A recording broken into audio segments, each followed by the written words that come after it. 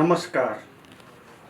स्वतन्त्र पत्रकार सङ्घ नेपाल तथा आजको कुरा .com हार्दिक स्वागत गर्छु। म प्रताप राणा।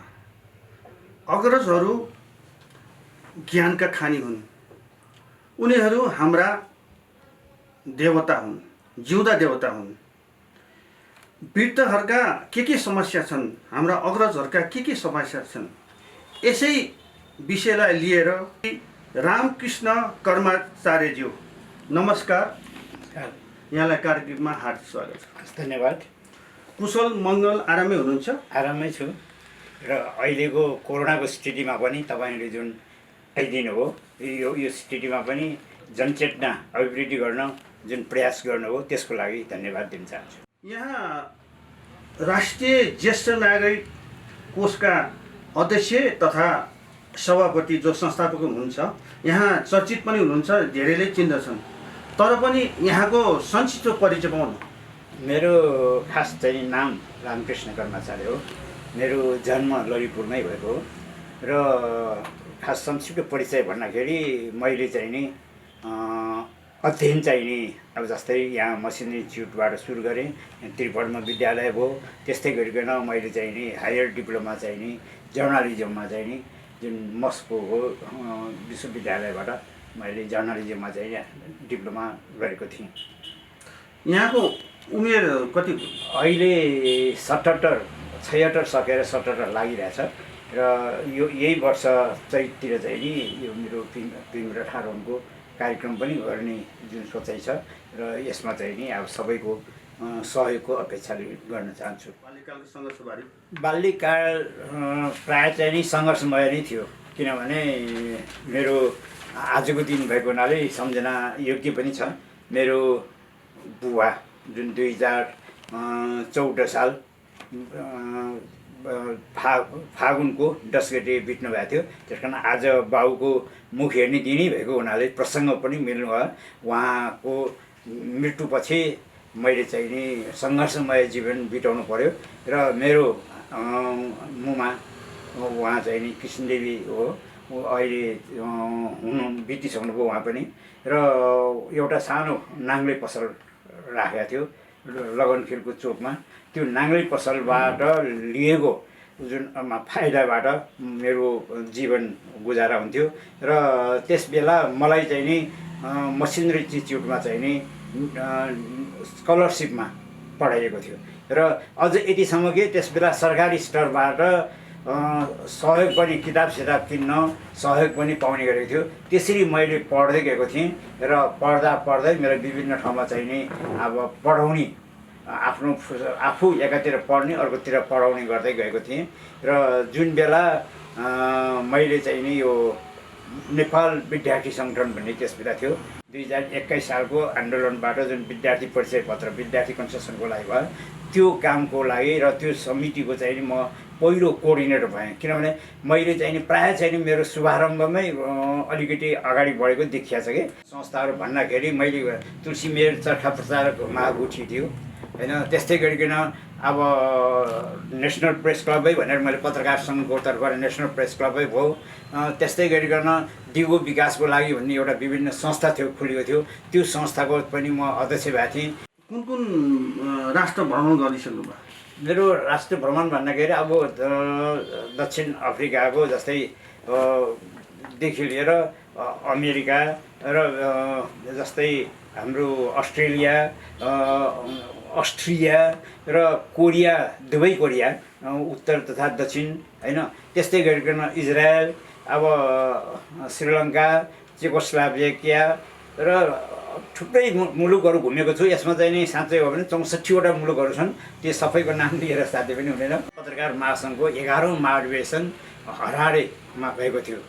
त्यो त्यस्तै गरिकन 12औँ महाधिवेशन जोर्डनको राजधानी अम्मानमा भएको थियो र अम्मानमा भएको घटनालाई मैले अविस्मरणीय घटना मान्न चाहन्छु। किनभने त्यो घटना अन्तिममा जुन छ नि अन्तर्राष्ट्रिय जुन पत्रकार महासङ्घको समापन समारोहपछि विश्वका सम्पूर्ण पत्रकारहरू एउटा चाहिँ नि रमाइलो कार्यक्रममा जान जुन चाहेको थियो र त्यसमा चाहिँ नि एउटा पिकनिक स्टप राखेको थियो डेड सी भन्ने समुद्र मृत सागर त्यो समुद्रको छेउमा थियो र त्यो समुद्रको छेउमा गइकन हामीले पिकनिक मनायौँ रमाइलो वातावरणमा सम्पन्न भयो र त्यही सन्दर्भमा अब विभिन्न व्यक्तिहरूको उपस्थिति भयो र म हामी भन्दाखेरि एसियाका पत्रकारहरू जो चाहिँ नि त्यो नुहाउने ठाउँमा त्यहाँ हामीहरू यहाँ पनि उदाहरणले देखिन्छ यहाँ बेनीमा भयो त्यस्तै गरेर टाटो पानी भन्ने ठाउँ छ होइन यो नुहाउँदाखेरि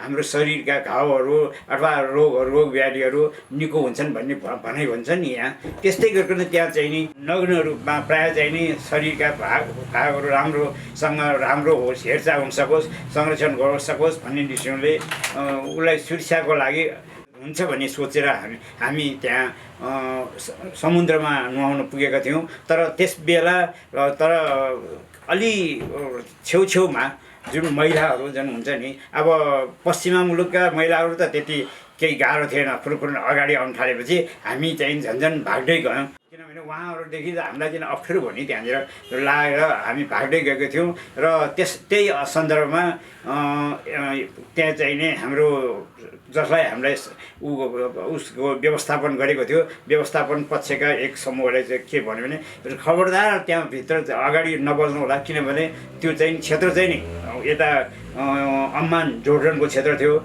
उता गयो भने इजरायलकाहरूले अथवा त्यहाँ गर्न सक्छ गोली हानेर मार्नु पनि सक्छ तपाईँहरू त्यहाँ नगार्नु होला किनभने यो चाहिँ नि सीमा क्षेत्र त्यस कारण मैले त्यहाँनिर त्यस बेलादेखि मलाई चाहिँ नि सीमा र बाघ योदेखि चाहिँ अलिकति मन नलागेको र स्वतन्त्र भइकन बाँच्न जस्तै भनौँ न चराचुरुङ्गीहरू स्वतन्त्र भइकन आकाशमा उड्न सक्छन् त्यस्तै गरिकन किरा फट्याङ्ग्राहरू पनि उड्न सक्छन् र जमिनभरि जलचरहरू जस्तै माछा भ्यागुटोहरू जुन जमिनमा छन् पानीमा छन् तिनीहरू पानीमा ओहोरदोहोर गर्न सक्छ तर मानव भएको र बाघ र यो समूह भएको कारणले चाहिँ नि गाह्रो थियो त्यस कारण स्वतन्त्र जीवन हुनुपर्छ भन्ने मैले सोचेको थिएँ त्यस बेला मैले यो बेला तपाईँहरूले भन्दा पनि अगाडि मलाई त्यो अन्तर्राष्ट्रिय पत्रकार सङ्घको एउटा कार्यक्रममै त्यहाँ यी सोचेको हुनाले मैले अरूलाई पनि यही नै जवाफ दिएको थिएँ प्रेस सङ्घ संस्थाले ल्याएको छु प्रेस चौतारी लिएँ र त्यस्तै गरेर प्रेस युनियनबाट पनि लिएँ मैले दुवै संस्थाबाट लिएको छु किन प्रेस चौतारी भनेको वामपन्थी समूहको हो तसर्थ प्रेस युनियन भनेको प्रजातान्त्रिक समूहको हो त्यो चाहिँ नि त्यो समूहसँग सम्बन्धित छ त्यस कारण तिनीहरू सबैसँग लिएको छ मेरो नलिएको भन्ने चाहिँ नि कमै छ प्रायः सबैसँग मैले चाहिँ सम्मान पत्रहरू पाएका छौँ र विभिन्न अब यस्तै गरेर पूर्व अवस्था भयो भने पूर्व राजाकै हातबाट पनि मैले गोर्खा दक्षिण भाउ पाएको छु अब त्यस्तै शुभराज्याभिषेक पटकहरू पाएको छु ती मैले पटकहरू नपाएको होइन कामको बापत दिएका चिजहरूलाई मैले शिरोधारी गरिकन मैले साथ दिएको छु र मैले पाएको छु त्यो सम्मान साथ पाएको छु यतिसम्म मात्रै कि होइन कि विदेशबाट पनि जस्तै म रयुकेईमा लाग्दाखेरि जापान भ्रमण गरेको थिएँ जापान भ्रमण गर्दाखेरि तत्कालीन अवस्थाको तादासी मासुनागाजी हुनुहुन्थ्यो र तादासी मासुनागा भन्दाखेरि नेपालमा रेयुकेई बीजारोपण गर्नुहुने जुन 1970मा नेपालमा रेयुकेई शिक्षा बीजारोपण गर्नुहुने वाइ मासुनागा युसुन मासुनागाका बुवाको हातबाट नै मैले प्रमाणपत्र पुरस्कारहरू र विभूषणहरू पाएको छु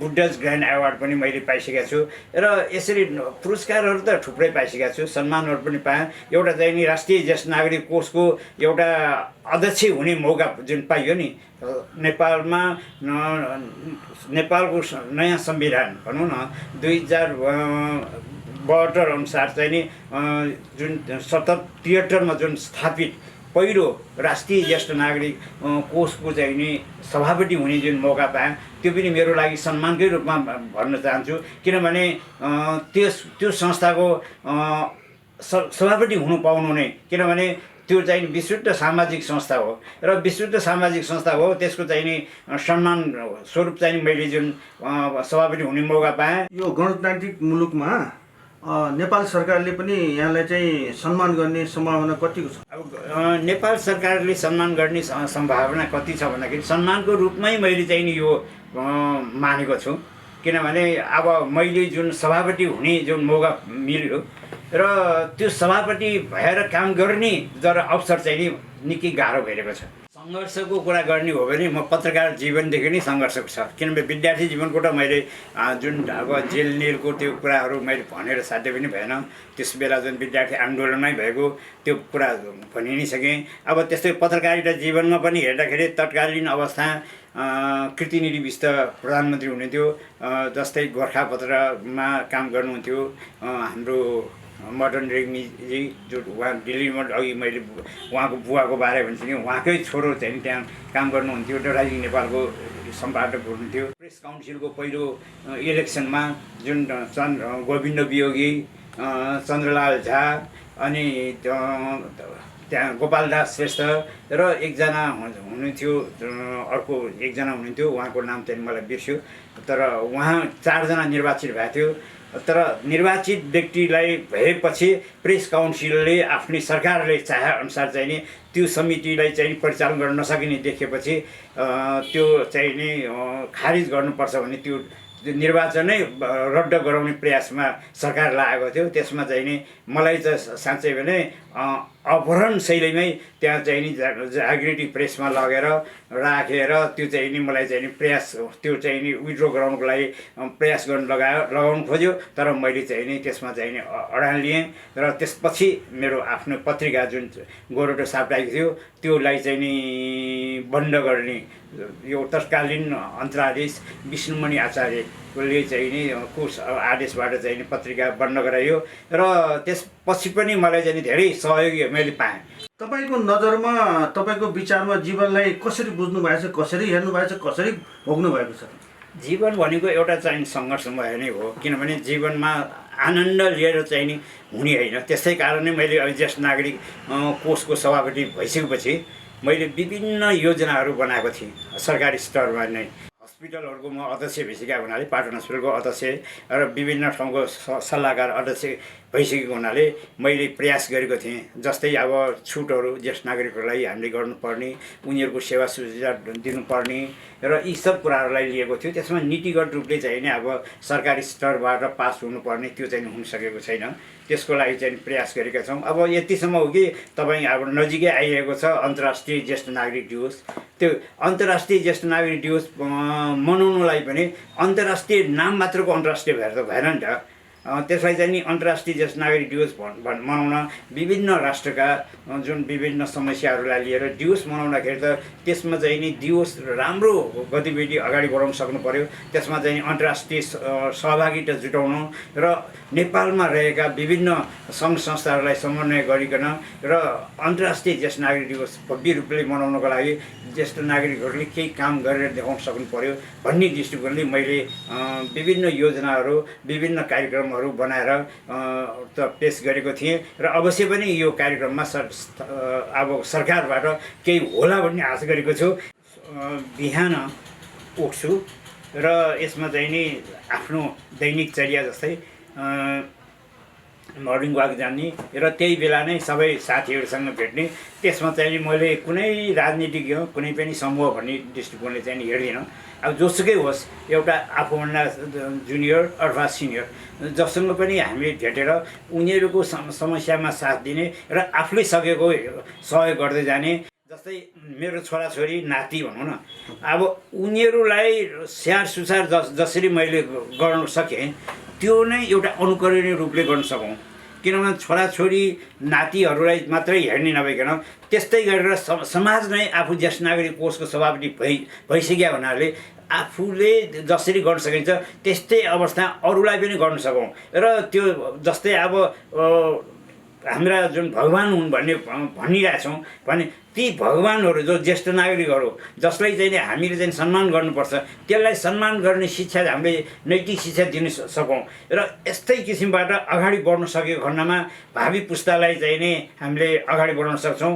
र जस्तै मैले सम्मान गर्नु भन्नु नै जस्तै नेपालमा नै रहेका विश्वकै ज्येष्ठ नागरिक हुनसक्छ, तर अहिलेसम्म हामीले घोषणा गर्न सकेका छैनौँ। जस्तै बाटुले लामिछाने जुन नुवाकोटमा हुनुहुन्छ, उहाँलाई चाहिँ हामीले सम्मान गर्ने परम्परा जस्तो थाल्ने म अध्यक्ष भइसकेपछि पहिलो कार्य नै त्यो गर्न थालेँ। र यतिसम्म हो कि यो सम्बन्धित मन्त्री, प्रधानमन्त्री र त्यस्तै गरिकन देशको राष्ट्रपतिसम्मलाई पनि मैले चाहिँ नि यो यस नागरिकको बारे बुझाउने प्रयास गरेको छु। यो नै राम्रो जस्तो लाग्छ। नेवार भेटा पनि म नेवारको मात्रै नभइकन सम्पूर्णको हो। म भनौँ मेरो विचारधारा जस्तै होइन कि म चाहिँ नि सबैलाई चाहिँ नि समेट्नुपर्छ र नेवारी परम्परामा चाहिँ नि विशेष गरेर 77 वर्ष 7 महिना 7 दिन 7 घडी 7 पढामा चाहिँ नि जुन कार्यक्रम गर्छ त्यसलाई भिजङको भी भनेको राम्रो अथवा भीम रठारोहण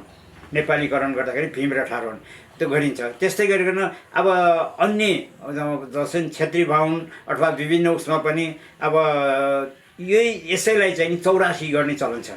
यसरी चाहिँ नि जसरी हुन्छ त्यो ज्येष्ठ नागरिकहरूलाई सम्मान गर्दै जानुपर्छ र सम्मानको वातावरणमा पुजित हुनु पऱ्यो। किनभने यसलाई चाहिँ नि केवल वृद्धाश्रममा घचेट्ने जुन योजनाहरू छन् पहिला त्यो कामलाई चाहिँ नि हामीले उ गर्ने अनिष्ठा गर्दै निष्ठावान व्यक्तिहरूलाई चाहिँ नि अगाडि बढाउनु र उनीहरूलाई आवश्यक पर्ने सेवा सुविधा उपलब्ध गराउन प्रयास गर्नुपर्छ। वृद्ध आश्रमको कुरा गरिहाल्नु भयो होइन।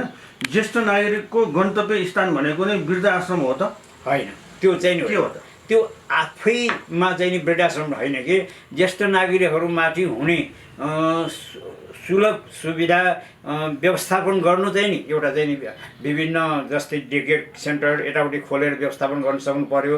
उनीहरूको चाहिँ अन्तिम अवस्था चाहिँ नि उनीहरूलाई चाहिँ नि कुनै प्रयास कुनै पनि नराम्रो गतिविधिहरू नआउने किसिमबाट उज्जवल भविष्यको लागि चाहिँ नि शाखा सन्तानको उज्जवल भविष्यको लागि उनीहरूले चिन्ता गर्नु नपर्ने किसिमबाट हामीले व्यवस्थापन गर्न सक्नु नै त्यो ज्येष्ठ नागरिकहरूलाई सम्मान गर्नु हो। ज्येष्ठ नागरिकको मूल मुद्दा भनेको नि ज्येष्ठ नागरिकहरूलाई आफ्नै सन्तानले पनि हेरचाह गर्ने स्थिति हुनु पर्यो र त्यो स्थितिमा चाहिँ नि अगाडि बढाउनलाई नियम कानुनहरू बन्नु नै पर्यो। जस्तै ज्येष्ठ नागरिकहरूमा का सम्पत्तिकोहरू पुऱ्याउँछ। कोही सम्पत्ति भएर बेवारिसी भएका छन्, कोही सम्पत्ति नभएर बेवारिसी भएका छन्। जस्तै सम्पत्ति भएर बेवारिस भएकाहरू चाहिँ नि अब सम्पत्तिको लोभमा चाहिँ नि उसका छोरा नातिहरूले कुनै उसमा चाहिँ नि अब बेवारिसी अवस्थामा पुर्याएका छन् भनेदेखि कोही सम्पत्ति नभएर पनि त्यो को भने आफ्नो परिवारबाट विच्छिल्ली बनाएर फ्याँकिएका जो हुन्छ नि अब कोही सन्तानै छैन भनेर जस्तै तपाईँले सायद प्रश्न निस्कन सक्छ। अब विभिन्न वृद्धाश्रममा चाहिँ ज्येष्ठ नागरिकहरू रहेका छन् जसको कोही छैनन् भने मात्रै त्यहाँ रहन्छन् भन्ने सरकारी वृद्धाश्रमहरू छन्। त्यहाँ चाहिँ नि अब आफ्नै छोरा नातिहरूले पनि यो बेवारिसी हो यसको कोही छैन यसो भनेर जुन नक्कली जुन बनाएर राखेका पनि छन् नि सम्मानहरू कार्यक्रमहरू सब गरिरहेका छौँ। तर अहिले अब राष्ट्रिय ज्येष्ठ नागरिक कोषले चाहिँ नि गरिएकोमा हामीलाई निरन्तरता दिनु पर्यो र यसलाई अझ अगाडि बढाउन सक्नु पर्यो र यो नै भन्नुपर्छ र घृणा नै भन्ने रूपले चाहिँ नि हामीले भन्नु सकिन्न। किनभने ज्येष्ठ नागरिकहरूमाथि अहिले भनौँ न अहिले नि यो तपाईँ कोरोनाकै कुरा आउँछ भने अपहेलित त भएको छ नि ज्येष्ठ नागरिक तिरस्कृत त भएको छ नि। सबैलाई चाहिँ भन्न सकिन्न केही हो त्यो सबैलाई चाहिँ भन्न सकिन्न किनभने अफेरि दुखी गरिब धेरै छन् उनीहरू बढी मात्रामा तिरस्कृत छन्। होइन दुखी गरिबलाई तिरस्कृत छन् उपचारहरूको पाउन सकेका छैनन् यी सबै कुराहरू त त्यो हो नि त्यही हो नि। अब यस तिरस्कृत छन् भन्दाखेरि उनीहरूलाई नराम्रो सोचेको चाहिँ होइन तर उनीहरूलाई व्यवस्थित गर्न सक्नु पर्यो। अब त्यो त्यसलाई चाहिँ नि ज्येष्ठ नागरिक कोषले नै सबै गर्ने होइन कि त्यो चाहिँ नि वातावरण बन्नु पर्ने। ज्येष्ठ नागरिक कोषको अर्को काम भन्दा भने जुन कार्यक्रम तथा नीति बनाएका छौँ नि त्यो भित्रकै काम चाहिँ नि हुनु पर्यो। ज्येष्ठ नागरिकहरूलाई हुने होइन विभिन्न गतिविधिहरू छन् नि हुने अब जस्तै माथि दुर्व्यवहार भएका यी सबै चिजहरू अनुसन्धान नगरिकन हचुवा घरमा हामीले भन्नु सकिन्न। कुनै ठाउँमा ज्येष्ठ नागरिकहरूलाई राम्रो गरिरहेको पनि छन्। जस्तै तपाईँको यी पशुपतिमा रहेको वृद्धाश्रममा रहेका ज्येष्ठ नागरिकहरूमाथि त्यहीकै कर्मचारीहरूले राम्रो आफ्नै अभिभावक जस्तो गरेर हेरचाह गरेका पनि छन्। त्यस्तै गरिकन तपाईँको देवीघाटमा रहेका ज्येष्ठ नागरिकहरूको लागि त्यहाँ नै पाकेका फलेका जुन फलफुलहरूको राखेर जुन चाहिँ नि पेट गडबड हुने यी सबहरू राखेर जुन फलहरू राखेर जुन तरकारी बनाएर खुवाउने गरेका छन्। त्यस्तै गर्दाखेरि राम्रोसँग हुनु सकेको छैन। त्यो अनुगमन अब अनुसन्धान भन्नुको कारण त्यो हो कि अब अनुगमन हामीले गर्न सक्नु पर्यो। पहिलो चाहिँ उसको लागि ठिक छ छैन, जस्तै त्यही एउटै औषधि पनि कसैलाई लाग्ने कसैलाई नलाग्ने हुन्छ। पहिलो त मैले त्यहाँ अघि सुरुमा पनि दिवासेवा केन्द्रहरू स्थापना गर्ने र त्यसमा चाहिँ नि ज्येष्ठ नागरिकहरूको आफ्ना अनुभवहरूलाई त्यो ठाउँअनुसारको व्यवस्था हुन सक्नु पर्यो। जस्तै तपाईँको यो काठमाडौँ उपत्यकाभित्रका ज्येष्ठ नागरिकहरूको लागि हेर्नुभयो भने त्यही अनुसारको हामीले होइन सिपमूलक कार्यक्रम दिन सक्नु पर्यो। त्यस्तै गरेर बाहिर भएका ज्येष्ठ नागरिकहरूको लागि दिवासेवा केन्द्र यताउति भन्दाखेरि त्यहाँ त्यही अनुसारको कार्यक्रम दिन सक्नु पर्यो। ज्येष्ठ नागरिकको जुन 73मा भएको जुन महोत्सव थियो विराटनगरमा भएको, तत्कालीन अवस्था राष्ट्रपति नै उपस्थित थियो र त्यसबेला 23 बुँदे कार्यक्रम हामीले पेस गरेकै थियौँ र जुन चाहिँ नि त्यो चाहिँ नि अहिलेसम्म केही गर्न सकेको छैनौँ। त्यो गुरु योजना त्यही नै भने पनि हुन्छ र केही गर्नु नसकेकोमा दुःख लागेको छ र यसलाई गर्नको लागि अहिले पनि साँच्चै हो भने नयाँ अब जस्तै पदाधिकारीहरू मनोनयन भएका छन्। अब त्यो ज्येष्ठ नागरिकै भइदिए भए राम्रो हुन्थ्यो, तर अहिलेको पदाधिकारीहरू ज्येष्ठ नागरिक नभइकन अब खोइ अब युवाहरू आइरहेका छन्। सायद चाहिँ युवाहरू पनि ज्येष्ठ नागरिकका अनुभवलाई चाहिँ नि समेटेर उनीहरूले पनि सिकेर प्रयास गर्नुहुने आशा गरेको छौँ र ज्येष्ठ नागरिक कोषको सभापति नै एउटा युवा आइरहेको छ। अहिले युवा जोस छ, तर तपाईँहरू जस्तै युवा भएको कारणले अवश्य पनि ज्येष्ठ नागरिकहरूलाई गर्नुपर्ने प्रयासप्रति चाहिँ नि उहाँहरूलाई गर्नुपर्ने सम्मान आदरलाई चाहिँ नि अझ ज्येष्ठ नागरिकहरूलाई दुःख नदिउँ भन्ने दृष्टिकोणले उहाँहरूले चाहिँ कार्यक्रम ल्याउने हो कि त्यो चाहिँ नि आशा गर्दछौँ। आगामी यो अन्तर्राष्ट्रिय ज्येष्ठ नागरिक दिवस मैले सुरुदेखि नै भनिरहेको थिएँ। त्यस बेला तत्कालीन अवस्था हामीले गऱ्यौँ र साधारण रूपले गऱ्यौँ र बाहिर हामीले अरूलाई समेट्न सकेका थिएनौँ र अब अहिले चाहिँ नि म के छ भने राष्ट्रिय ज्येष्ठ नागरिक कोषको सभापतिबाट पनि निवर्तमान भइसकेको हुनाले मैले चाहिँ नि आफ्नो सोचाइबाट र सबैको सहयोग लिएर विभिन्न सङ्घ संस्थाहरूको सहयोग लिएर र सबैको कोसिसबाट चाहिँ नि अन्तर्राष्ट्रिय ज्येष्ठ नागरिक दिवसमा जुन कि नेपालमा रहेको युएनको प्रतिनिधिहरू, त्यस्तै गरिकन अब विभिन्न दूतावासको प्रतिनिधिहरू, किनभने म राष्ट्रिय ज्येष्ठ नागरिक कोषको सभापति हुँदाखेरि जस्तै कोरिया, दुबई कोरिया, अब चिन, भारत, अमेरिका, रुस होइन, अस्ट्रेलिया अनि इजरायल, यी सबैसँगका श्रीलङ्का सबैसँग मैले कुरा गरेको थिएँ ज्येष्ठ नागरिक कोषलाई समेट्नको लागि। जस्तै अब कटारकै एम्बेसी थियो है, कटारको अहिले पहिला काठमाडौँमा थियो, त्यहाँ पाटनमा अहिले पाटनमा आइसकेको छ। त्यो एम्बेसीसँग गइकन 2-3 पल्टसम्म हामीले प्रयास गऱ्यौँ, तर चाहिँ नि आधिकारिक रूपले अगाडि बढ्नको लागि सम्झौता हुनु जरुरी छ। सरकारी स्तरबाटै सम्झौता गर्नुपर्ने भएको हुनाले हामीले सरकारसँग सम्झौता गर्न सकेनौँ र त्यसको लागि चाहिँ नि कोसिस हुनुपर्छ। गुरु योजना भनेको नै उनीहरूको देशमा जसरी ज्येष्ठ नागरिकहरूलाई सम्पूर्ण व्यवस्था चाहिँ नि उनीहरूले सुविधाहरू सबै चाहिँ नि कटारमा गरेको छ भने कि त्यस्तै कोरियामा पनि त्यस्तै छ स्थिति। अब साउथ कोरियामा हेर्ने हो भने साउथ कोरियामा त यतिसम्म कि ज्येष्ठ नागरिकहरू सडकमा अलिकति अवस्था बेवारिसी अवस्था देखियो भने त्यो ज्येष्ठ नागरिकहरूलाई पुर्याउने अब त्यस नागरिकहरूको के कस्तो छ भने किनभने उनीहरूमा चाहिँ नि बिर्सिने रोग पनि हुनसक्छ होइन, ती सब समस्याहरू छन्। किनभने मेरो जीवन नै समर्पित चाहिँ ज्येष्ठ नागरिकमा।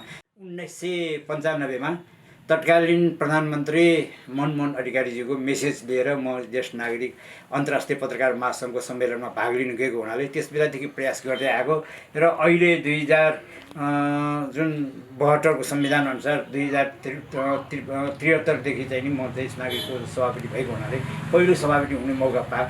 त्यो चाहिँ नि अनुभवलाई लिएर त्यो लिएर ज्येष्ठ नागरिकको लागि के गर्न सकिन्छ भन्ने सोचेर मैले चाहिँ नि काम गरिरहेको छु र अहिले पनि भनौँ न यही लकडाउनकै टाइममा पनि तपाईँहरूसँग भेट हुनुभन्दा पूर्व एउटा कुनै पनि अब ज्येष्ठ नागरिकहरूको लागि उपलब्धिमूलक हुने किसिमबाट अब नर्सरीहरू पनि मैले सुरु गर्न थालेको छु। किन मेरो आफ्नो घरकै छानामा पनि विभिन्न ज्येष्ठ नागरिकको लागि चाहिँ पिपिनो भन्ने जुन साउथ अमेरिकाको एउटा फल हो पिपिनो मेलोन, त्यसलाई चाहिँ नि रोपेर त्यसको बोटहरू लिएर त्यो सब वितरण गर्ने कामहरू मैले गरेको छु।